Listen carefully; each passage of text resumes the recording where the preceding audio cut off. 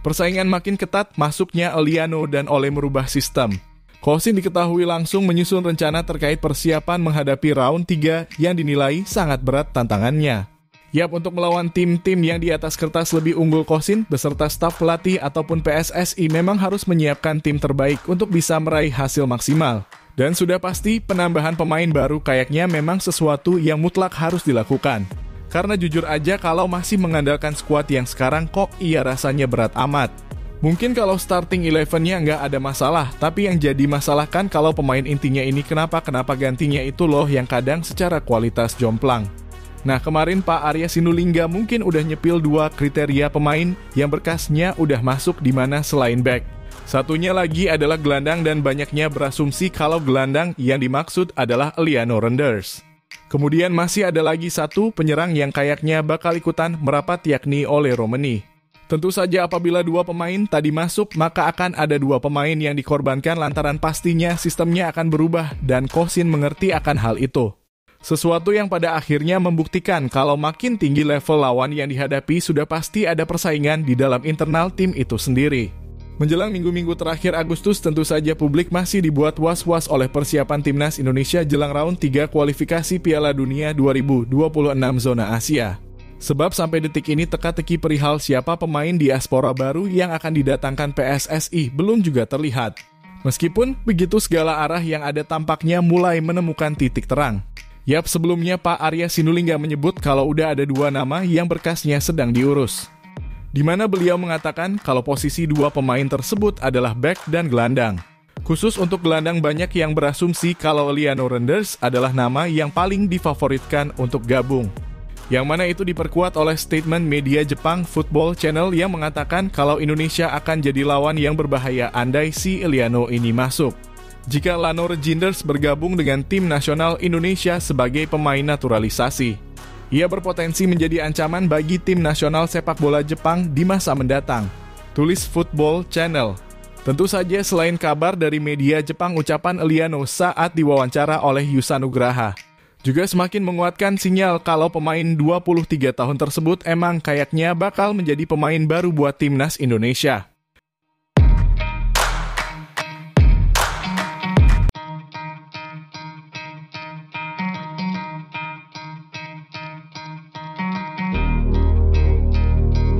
Nah, selain Eliano Renders, ada juga nama Ole Romeni yang semakin memberikan sinyal kalau ia makin dekat ke Indonesia. Tentu saja akan menjadi hal yang sangat menguntungkan bagi Indonesia andai Ole Romeni ini bisa masuk. Sebab secara kualitas dan atribut bermain, Ole ini memang tipe penyerang yang sangat dibutuhkan oleh timnas Indonesia yang kita tahu kan seret gol. Memang musim lalu penampilan Ole menurun lantaran cedera. Tapi di awal musim ini Ole mampu menunjukkan kalau ia udah benar-benar fit dan sukses membuka keran golnya tatkala membawa FC Utrecht menang 1-0. Perlu diketahui bersama kalau semisal Eliano dan Ole ini masuk. Secara otomatis akan membuat game plan Kosin berubah dan sudah pasti akan ada pemain yang dikorbankan untuk mengakomodasi kemampuan keduanya. Nah, jika dia mati lebih dalam kalau Eliano ini masuk maka ia akan mengisi posisi yang biasanya dimainkan oleh Marcelino Ferdinand. Memang secara bakat Marcel ini bagus, tapi jika ia disandingkan oleh Eliano maka harus diakui kalau Marcel ini masih kalah. Pertama, secara jam terbang Marcel tentu kalah dari Eliano yang merupakan pemain reguler di Eredivisie. Kedua, secara visi dan kematangan bermain jelas Eliano masih dibilang lebih unggul. Apalagi Eliano ini juga gak kalah skillful dibandingkan Marcel. Begitu pula oleh Romeni jelas kalau pemain ini masuk Kosin gak akan berpikir 2 kali untuk menjadikannya andalan. Kalau sudah begitu ya ada kemungkinan Ramadan Sananta akan tergusur. Sebab untuk pelapis Ole kemungkinan Dimas Derajat masih jadi pemain yang lebih dipercaya oleh Kosin. Yap, itu tadi adalah skema yang mungkin terjadi tapi jika Kosin masih memakai sistem 3-4-3. Maka bisa jadi Eliano ini akan jadi 2 Tom Haye di lini tengah. Sementara Tom menjaga keseimbangan, Eliano akan bertugas menjadi pemain yang berfungsi layaknya nomor 10 dan trio di depan Rafa, Ole, Ragnar untuk saat ini adalah opsi terbaik yang ada. Intinya semakin banyak pemain berkualitas maka semakin banyak pula opsi taktik yang bisa dijalankan oleh Kosin. Kita tentu nggak lupa kalau Kosin ini adalah tipe pelatih yang nggak terpaku pada satu formasi di mana ia adalah tipe pelatih adaptif yang akan menyusun formasi tergantung lawan yang dihadapi serta kapasitas pemain yang dimiliki.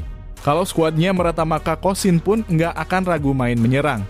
Dengan formasi 4-3-3, 4-4-2, atau 4.231. Khususnya di laga kandang yang mana secara mental Indonesia akan jauh lebih semangat karena didukung ribuan supporter di stadion. Tapi perlu diingat juga kalau permainan Kosin ini butuh rumput yang bagus. Kalau rumputnya kayak modelan sawah kemarin walah ya repot. Beneran sumpah, kalau rumputnya bagus maka permainan timnas pun ikutan bagus. Seperti saat melawan Vietnam di GBK, kayak apa mainnya? Tapi ketika di Midin Indonesia malah mainnya jauh lebih bagus gara-gara rumputnya oke. Maka dari itu moga-moga aja nih PSSI udah bagus, pelatihnya udah bagus, pemainnya udah mantap, ya rumputnya nggak boleh katrodong kan gitu. Jadi sekali lagi semoga semuanya bisa saling bersinergi agar timnas Indonesia ini beneran bisa tampil maksimal di round 3 nanti. Toh targetnya kan nggak muluk-muluk. Bisa finish di peringkat 4 aja udah bagus. Untuk kemudian habis-habisan di round 4.